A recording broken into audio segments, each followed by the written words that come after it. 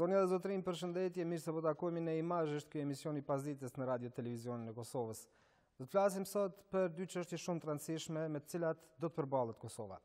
Siç e dimë, për të ecur në rrugën drejt Bashkimit Evropian, reforma posaçërisht edhe në administratën publike është një prej kushteve themelore, sepse e dimë që administratën publike kemi të stërngarkuar. Si do të bëhet kjo reformë sot? Janë anësuar për diskutim pako e ligjeve që kanë të bëjnë me reformën në administratën publike. Do të flasim edhe për asociacionin e komunave me shumicë serbe në qoftë se do të arrihet të themelohet brenda 4 muajsh draft statuti i tij, por edhe për mundësinë që vendi të shkojë në zgjedhje të parakoshme. Për gjitha këto do të flasim me zotin Besnik Tahiri, koordinator nacional për reformë shtetërore, antar i kabinetit të kryeministit Haradinaj. Mirë se erdhe. Mirë se jeni, faleminderit shumë bashkë. Shumë çështje të ndjeshme dhe të komplikuara, nëse mund t'i quajmë kështu, zotit Tahiri, sot ishit pjesë e një takimi ku dolëm për diskutim një pako e ligjeve shumë të rëndësishme që kanë të bëjnë me reformën shtetërore. Ju keni quajtur në një status në Facebook që pas 2 dekadash po nis një hap shumë i rëndësishëm për Kosovën. Po, sot në organizimin e Ministrisë Administratës Publike, Ministrit Jakxhellar dhe shumë deputetëve dhe përfaqësues të organizatave dhe institucioneve ndryshme, u mbajt një takim ku diskutuan 3 ligjet kryesore që janë realisht bazament i një administrate profesionale shtetërore, ligji për organizimin dhe funksionimin e administratës shtetit, ligji për zyrtarin publik, që ne e njohim si ligj për shërbim civil, dhe ligji më i nxehtë, ligji i pagave, që kërkon do të thotë një çështje jashtëzakonisht të saktë dhe serioze. Ajo që mund të them është se përderisa në 2008 ne kemi shpall pavarësinë dhe kemi ndërtu themelin e shtetësisë, tani më subjektiviteti dhe shtetësia e Kosovës nuk është në pikpyetje, për atë që thot Fukuyama, shteti është në zhvillim e sipër, nuk mund me u quajtur shtet as i dështuar, as i dopt, por shtet në zhvillim. Tani është e nevojshme që shteti të ketë shtyllat kryesore që ndërlidhen me këto 3 ligje. Ajo që ishte temë diskutimi dhe që shumë rëndësi është ndarja e saktë e përgjegjësive të institucioneve publike, qofshin ato në parlament, në presidencë, në qeveri, pastaj institucionet që janë sektorin e shëndetësisë të arsimit, qofshin ndërmarrje publike apo agjencione ekzekutive që bëjnë pjesë, që janë pjesë e kësaj game. Ajo që dua të them është se kjo më nuk është vetëm veprim që duhet të bërë, kjo në fakt është një parakusht kryesor për të krijuar një shtet i cili i përgjigjet reformave të Unionit Evropian. Nuk gëzojmë ta lëmë shtetin për momentin ne kemi dikun rreth 1298 tituj në administratën e shtetit. Kemi dikun rreth 465 koeficient, që nënkupton kemi 465 paga të ndryshme. Kemi mbi 68.000 njerëz që janë në nivel profesionist, e të cilët duhet të rregullohen me ligj. Sa janë që sejtë në administratë? Në administratë janë, do të thotë, në këtë pako përfshihen dikun mbi 80.000 njerëz. Mirë, po çka duhet të bëjmë, është të ndërtojmë çka po bëjmë, fakt çka po bën qeveria e Republikës Kosovës, është po ndërton parimet. Parimi i parë është për punën e njëjtë, pagën e njëjtë. Po, atë ndalemi për të 3 ligjet të shpjegojmë. Si do të rregullohet organizimi fillimisht dhe si do të bëhet funksionimi në administratë, me që i kemi, pastaj do të flasim për debatin më të nxehtë, për ligjin më të debatueshëm, që mund të them, për pagat. Si do shkojnë këto 2 të parat fillimisht? Do thotë ajo që po ndërtojmë është po marrim modele evropiane se si funksionon dhe si është organizuar administrata e shtetit. Kemi në ndihmë shumë të madhe prej Unionit Evropian, prej OECD-s dhe prej Sigmës, pra secili hap është duke u trajtuar me ekspert ndërkombëtar në kontekst të Kosovës. Mund të them që ekipi i cili është në administratën publike, edhe ministri Jakxhellar, i cili ka një përvojë të madhe në këtë temë, po edhe disa zyrtar të udhëhequr në këtë rast nga zoti Shamolli aty, janë duke bërë një punë të mirë në përfshirjen. Po, ajo që duhet të bëjmë është që të ndërtojmë një konsenzus nacional në raport me këto ligje. E mira e kësaj pune është që të gjithë aktorët, pozit, opozit, faktorin ndërkombëtar, e kanë një synim, e kanë me bërë një reformë që është temel për një dekada apo 2 dekada të reja. Këtë kuptim ajo që duhet ndodhë, edhe ajo që është edhe rolim, është që në një anë të shohim aspektin profesional, të ndërtojmë defektet, t'ja lojmë emnin defektet, se ne kur të bëjmë reformë nuk bëjmë për një pozicion, nuk është me rëndësi pozita e një individi. Ne duhet të bëjmë një vlerësim të funksionit dhe jo të individit, dhe mbi atë të ecim përpara. Po nëse bëhet vlerësimi i funksionit, pastaj mund të jetë edhe përgatitja e individit. Absolut, po nuk është individi këtu në pyetje. Këtu është funksioni publik me ligjin për do të thotë që rregullon shërbimin civil dhe është organizimi që e ndon hierarkinë institucionale prej presidencës e deri në fund. Më ja jap një shembull. Gjermania për shembull, prej presidentit e deri tek pastruesja i ka dikon rreth 29 tituj në administratë shtetit. Ne duhet të ndërtojmë nivele dhe po ndërtojmë, do thotë kemi 3 drafte të mira, dhe tash këto 3 drafte të mira duhet të pasurohen ende me një konsultim me të gjithë aktert, në mënyrë që kur të prekim këtë aspekt, për shkak se kjo është reforma në administratë shtetit, e prek secilin nga pak. I prek ministrit, i prek ndërmarrjet publike, i prek agjencionet ekzekutive. Ta shiqoni, ne kemi dikon rreth 80 agjencione ekzekutive. Prej tyre 32 agjencione ekzekutive i japin llogari kuvendit. Pastaj kemi 47 që japin që janë pjesë e qeverisë. Kemi agjencione ekzekutive të normuar me kushtetut. Pra të gjitha këto këtë gamë të gjanë duhet ta shiqojmë me kujdes të veçantë dhe për gjitha t'ia dhëmë vendin dhe meritën që ka. Dhe këtë po e bëjmë në këtë proces. Do të përpiqem që ta thjeshtojmë këtë çështje. E mbaj mend edhe kur është nënshkruar marrëveshja për stabilizim asociimin, është folur shumë për reformimin e administratës shtetërore. Dhe ka pasur debate të shumta dhe një farlloj frike nëse mund të ketë mundësi që njerëz të largohen nga puna në qoftë se nuk janë adekuat për punën që janë thirrur aty. Kjo reformë, zoti Tahiri, anën kupton edhe largim nga vendet e punës, jo nga puna, po ndryshim pozicioni për njerëz që nuk janë profesionistë për pozitën që kanë. Fillimisht kjo reformë e rregullon krejt aspektin legjislativ. Pra i rregullon e normon funksionin publik. E ndon saksisht çka është një ministri, çka është një institucion tjetër, i krijon parimet themelore dhe pastaj krijon veprime, masa të tjera që e rregullojnë.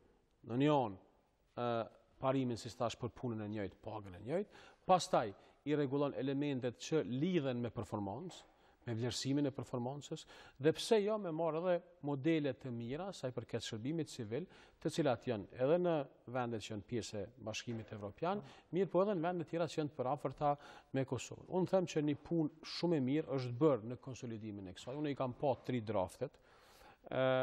Jam duke u mundu që në kuadër të programit që unë e udhëheqi të nxis një konsultim të thellë. Pra është edhe kërkesë e kryeministit Haradinaj që këtë proces ta shtjerrim në debat.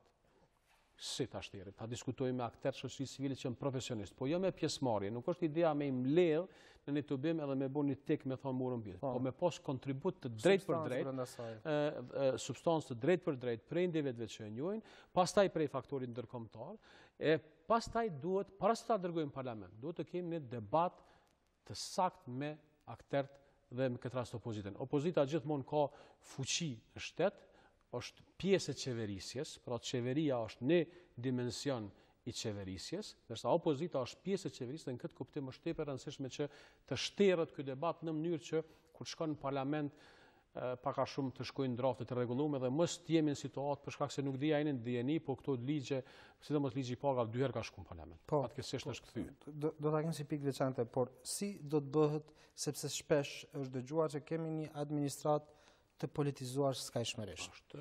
Si do të ndodhë depolitizimi i saj në këtë reformë?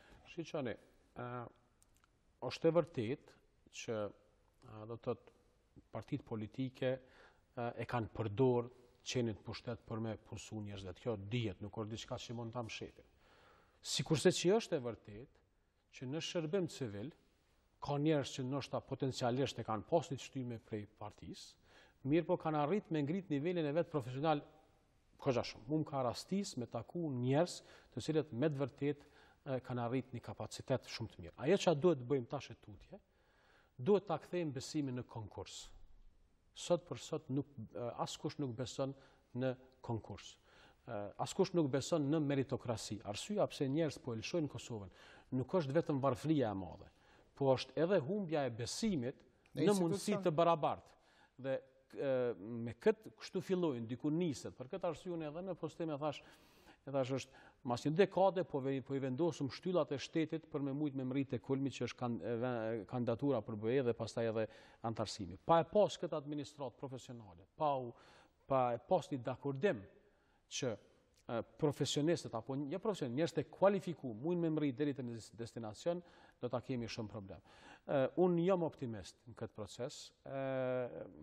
Do të mundohem me mishe me shpirt me shty përpara atë që kam edhe si ide, edhe si përgatitje profesionale, dhe mbi gjitha do të mundohem që ta ndaj me kolegët e mi në të gjitha dikasteret me shty përpara dhe pse jo do të thotë me u ballafaque edhe me kritikën, për shkak se kritika e cila është e drejtë, që është jo konstruktive, se s'ka kritikë, këtë kritikat janë kritikë. Kritika me argumente është shumë e mirë. Vetëm kur ka një opozit formë, një kritikë të argumentume, atëherë ti kini shtet mirëfillt. Në këtë kuptim, unë do të mundohem që të po ballafaqona për çdo ditë në takimet e mia me individ ndryshëm që kanë mendim për këtë temë dhe këtë mendim duhet ta fusim në ligje në mënyrë që të kalojnë këtë ligje. Po, dhe nuk do të ketë largim njerëzish nga puna me këtë reformë. Jo, as nuk është në temë, as nuk është temë zvoglimi i pagave, këto janë krejt do të thotë kushdo që i përdor ka tendenca të janë pjesë e debatit. Po nuk është e vërtetë. Absolutisht nuk është e vërtetë. Shiqoni, ka për shembull kur flasim tash po dalim te ligji i pagave. Ki paga 5.000 euro, 4.000 euro. Në momentin kur ndërtohet hierarkia institucionale, kur ndërtohet ajo që quhet në gjuhën e politikave publike quhet nomenklaturë, aty normal që nuk mundet me pas rrogën dikush më të madhe se kush është institucioni më i madh hierarkinë. Këtë rast është presidenti, është kryeministria, parlamenti. Bordësh që kanë shumë fish më të madhe se sa të duhen me hin këtë temë se kjo është temë e tmerrshme. Kiti situatë ku e ki drejtorin e buxhetit të Kosovës, që e ka rrogën gjysmë për gjysmë më të vogël se asistenti apo asistentja e një ndërmarrje publike. Ai menaxhon 2 miliardë euro. Duket se drejtori udhëheqësi i bordit trusit e ka rrogën më të madhe. Duket. Nuk i trusit apo të tjerë. Domethënë ideja është, shiqani, kur flasim për ndërmarrje do me pas kujdes. Për shkak se Margaret Thatcher kur e ka ndërtuar këtë konceptin e ndërmarrjes dhe agjencionit ekzekutive, e ka ndërtuar për me rrit efikasitetin, për me pas një fleksibilitet në ndërmarrje publike. Ajo që na duhet të bëjmë, nuk duhet ta presim, ta prekum, ta dëmtojmë qeverisjen korporative përmes bordit dhe përmes ajo që quhet fleksibilitet menaxhim shërbimi përmes ndërmarrjeve publike. Po duhet jemi të saktë, nuk mundet me pas një shku një njeri në bord veç që ka dikon të njofshëm, po duhet me shku në bord për me pas kontribut në qeverisje korporative. Prandaj edhe anëtarët ose kryetarët e bordeve po zgjedhin kohët e fundit me bashkëpunim me ambasadën britanike. Absolutisht, është hyrë ambasada britanike në një proces, nuk dia keni përcjell, ka qenë është një proces shumë interesant i mirë i ndërtuar dhe mbi këtë bazë po duhet ka dalë me sanus, mund nuk ndryshohet, kjo nuk ka shkop magjik dikush, duhet me unis me dikujt. Ideja është me kthy besimin në konkurs, me kthy besimin në meritokraci, edhe realisht duhet me pas një farë dakordimi bashkim. Si do ta ktheni këtë besimin në konkurs? Kjo është shumë e rëndësishme zot Tahiri. Po shiqoni, në radhë parë duhet me e kriju kornizën ligjore të tillë e cila është e pasfidueshme. Tash ideja është na jemi për diskutuar dy tema, do ta kem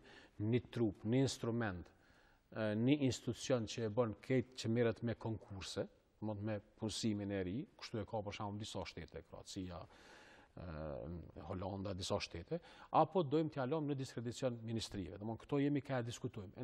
Ende nuk kemi një vendim. Ideja është që na duhet me ndërmarrë, domethënë diçka që e pengon në mas të madhe, se kur s'mundesh me jek ndikimin, se na njerëzim, po në mas të madhe e pengon që me pas ndikim të drejtë për drejtë dikush në konkurs. Cila është më afër që të realizohet? Jemi në diskutim me sipër nuk mujmë e thonë tash, do të me qitë në konsultim, ka pozicione pro edhe kundra. Në politika publike kur nuk ka kjo është e bardhë, kjo është e zezë. Politika publike ka debat, ka diskutim, ka konsultim dhe pastaj argumenti e mund argumentin dhe pastaj ajo del. Do të me i diskutu në këtë formë. Se edhe ajo, edhe kjo pjesa ku krijohet trupa e ka rrezikun e vet, po edhe kjo që ju vjen në diskrecion ministrive ka rrezikun e vet. Është e tmerrshme, domethënë sa shumë ka humb besimin në konkurs. Kemi pas jo pak raste zotë Tahiri kur ministrat që vinë nga rajonet të ndryshme edhe njerëz që i kanë punësuar kanë qenë kryesisht aty rajoni nga Vindaj. Po, kjo është e tmerrshme. Domethënë nuk smuj me thonë bardh zezës të bardhë, nuk i them. Ajo çka duhet të bëjmë është që të kemi, domethënë kjo është shumë më e thellë, domethënë nuk është një ligj, nuk është ligj veç të ma bëu për sy e faqe. Për këtë arsye është shumë mirë që ministri Jakxhillari ka shtyr këto 3 ligje dhe qeveria i ka shtyr këto ligje në paketë. Për shkak se e lidh, se kur të rregullon vetëm pagën, se ke rregullu funksionin. Ideja është me rregullu organizatën, organizimin si shtet, pastaj funksionimin si institucione, pastaj funksionin publik, pastaj këtë këtyre mja u dhon financimin. Po mja u dhon financimin meritor në bazë të parimit, siç e theka njerë, për punën e njëjtë, pagën e njëjtë. Tash me hiun e në detaje, do thotë çmendeni me pa çfarë, do thotë ka drejtor në ministri që ka titullin e njëjtë, drejtori X, e ka rrogën më të vogël se drejtori në një ministri tjetër, me të njëjtin funksion. Ose auditor, ose është e tmerrshme kjo, edhe këtë jemi të sanu nga një. Më me thonë që djeshim në një takim të ngushtë ku diskutojshëm me krejt shërbyrës civil tepër të përgatitur, edhe kur e hapi njëri prej tyre tabelen edhe i pash gjithë ata tituj. Ajo është e tmerrshme. Këtu për këtë arsye ajo çka po bëjmë është me të vërtetë është s'po them historike se janë bë bajat të thon historike kjo urite, po është tepër e rëndësishme për shkak se s'ka ndodhur kurrë, edhe tash duhet që ta kemi me këto shtylla të ndërtojmë për me mujt me pas rrugtimin drejt BE-s shumë më të mirë, jo vetëm drejt BE-s, se njerëzit po gabojnë BE, nuk ka punë BE këtu. Ashtu është punë Kosovë, është punë se njerëzit po diplomojnë, po s'ka shpresë, pikë shpresë s'ka që mundet të rrit deri te një funksion publik. Sa koeficiente the që janë? Thash 465 koeficiente, 1000 m'skofsha 1000 sakt, mbi 1200 tituj.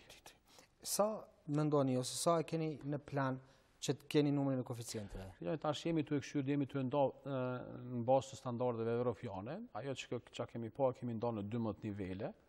Dhe në 12 nivele pastaj me i kriju ato veprime tjera, kryesisht i po ndërlidhen me modelin ndoshta gjerman, ishim me këshilltarin e presidentit Kohl, që kishte qenë gjatë me disa, do thotë, kolegë tjerë ndërkombëtar që janë pjesë të Sigmës, të cilët me të vërtet janë ka munduar me na ndihmu, po në anën tjetër po e them prap ka një vetëdijsim të madh që kjo mund nuk është nevojë por diçka që duhet të ndodhë. Po masi duhet të ndodhë, hajde ta bëjmë mirë. Kjo është porosia jam. Dhe ky reforma të nivelimi pagave që vjen këtu ligjit për pagat, i bjen që dikush që mund ta ketë rrogën më të madhe mund të pret zbritje, por dikush që mund ta ketë pagën më të vogël mund të pret rritje. Po duhet edhe këtë duhet me pa. Tash na duhet me diskutu për shkakun se kushtimisht me marr rrogën e auditorit general, e cila mundet me qenë në hierarki mundet me qenë rroga më e madhe e presidentit.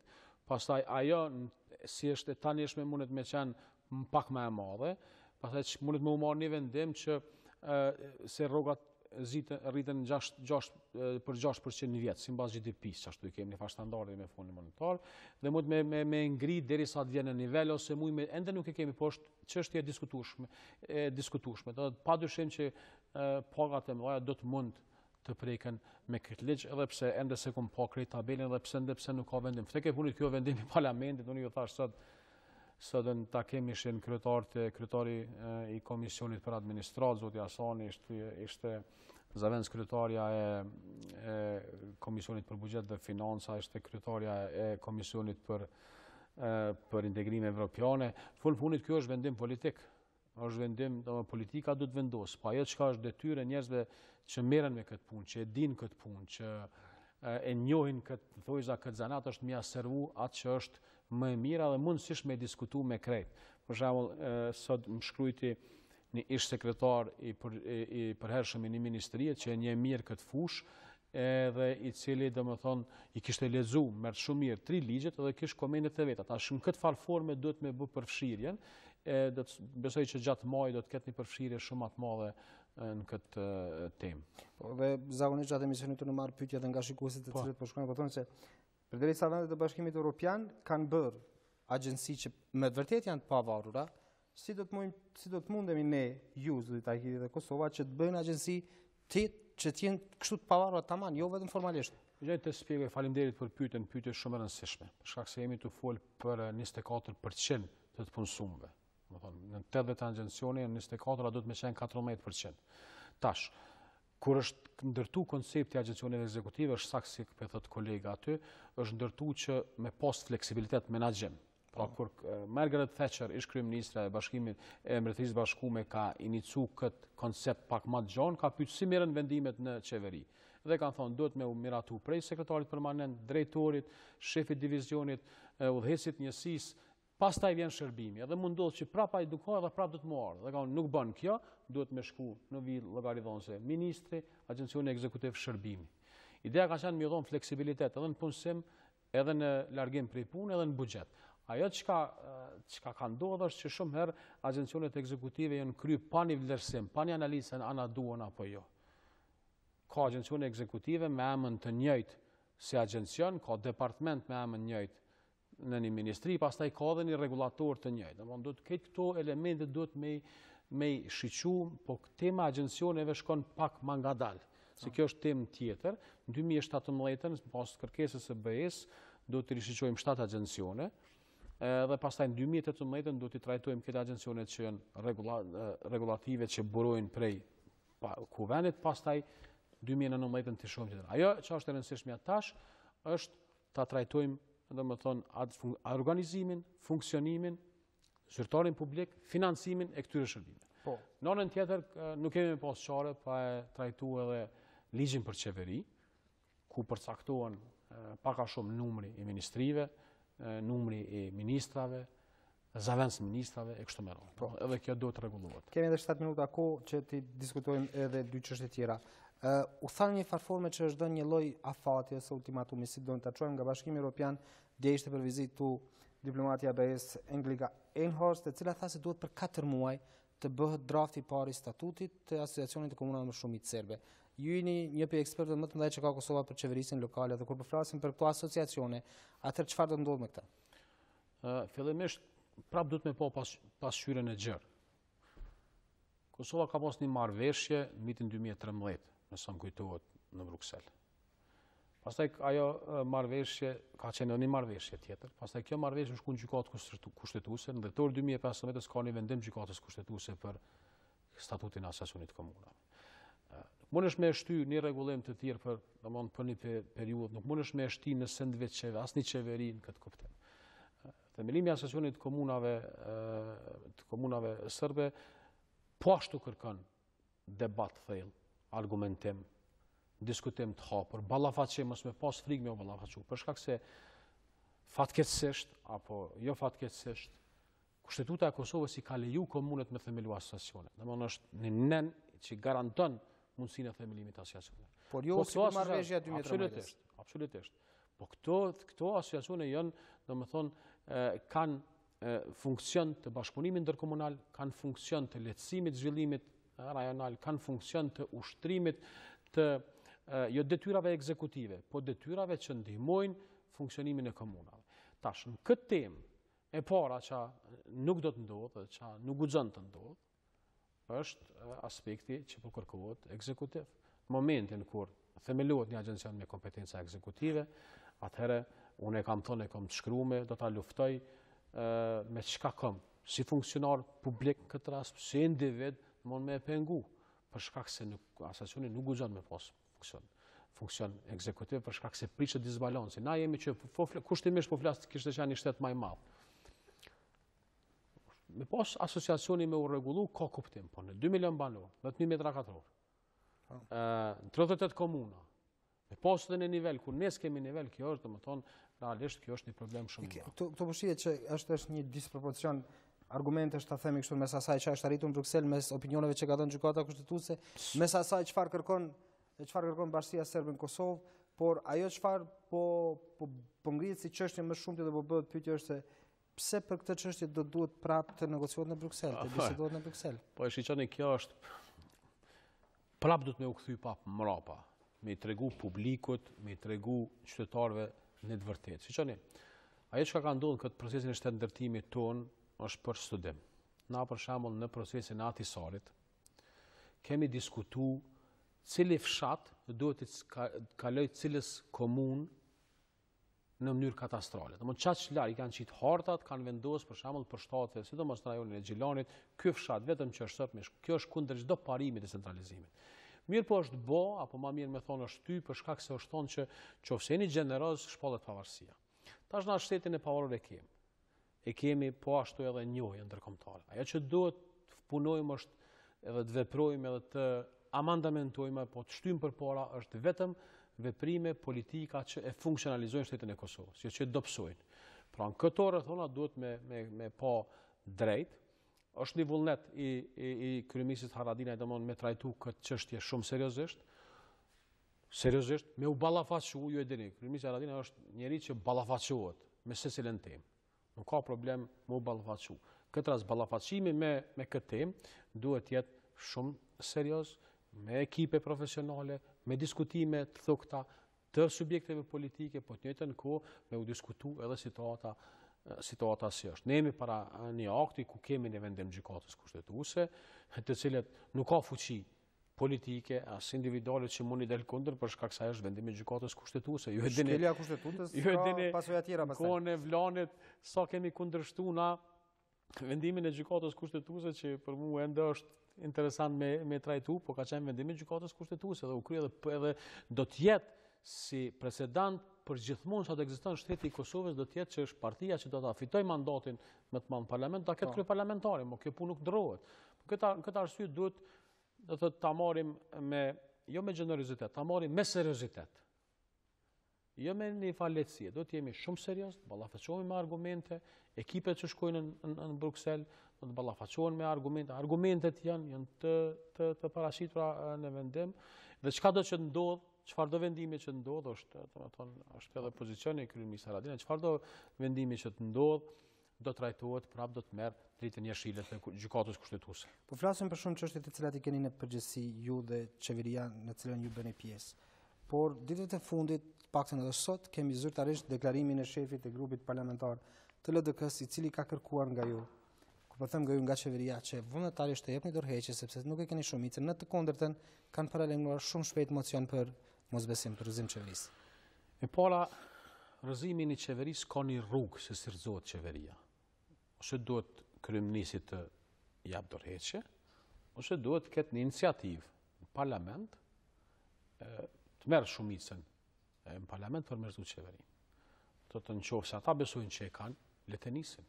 Ata po kërkojnë që ju të japni dorëheqje vullnetarisht. Po ata mundin me kërkue, është e drejtë e tyre legjitime me kërkesa, po e vërteta është që nuk e kanë shumicën, që shumica është me qeverisën Haradinaj. Unë e di, mos se si ka ndodhur, kjo e di, e kuptoj, po them drejtën,